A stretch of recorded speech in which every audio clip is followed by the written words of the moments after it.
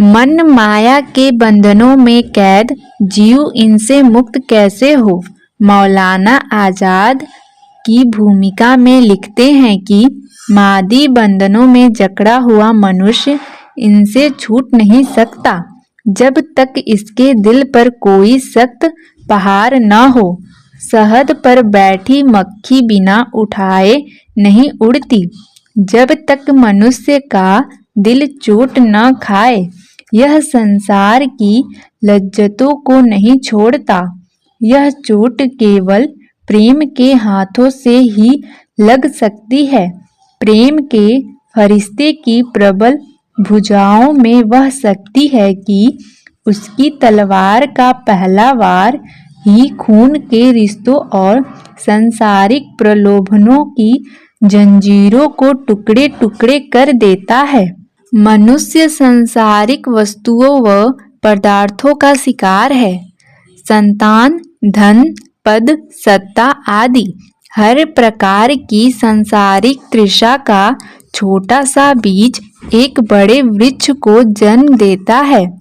हर तृषा को पूरा होने के लिए दुखों और मुसीबतों के लंबे संघर्ष में से होकर गुजरना पड़ता है।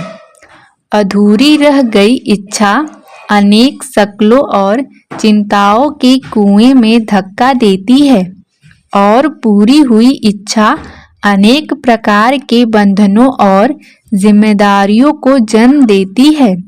हर तृषा में से अन्य अनेक तृषाएं अनुकुरित होती है जो मनुष्य को बुरी तरह संसार में बांध देती है।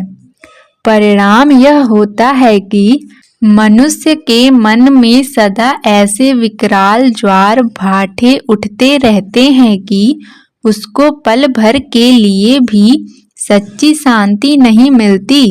परंतु जब इनायत शाह जैसे किसी कामिल मुर्शिद की संगीत द्वारा मनुष्य को जगत की असलियत का ज्ञान हो जाता है और उसके अंदर निज घर वापस पहुंचने की तड़प पैदा हो जाती है तो उसके प्रेम और यत्न की दिशा बदल जाती है।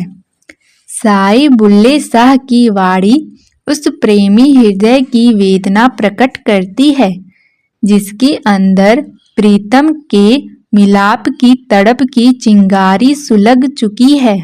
आप संकेत करते हैं कि आत्मा की परमात्मा से प्रीति कोई नई बात नहीं है। यह आदि काल की खुली प्रेम कथा है जिसे हर एक जानता है।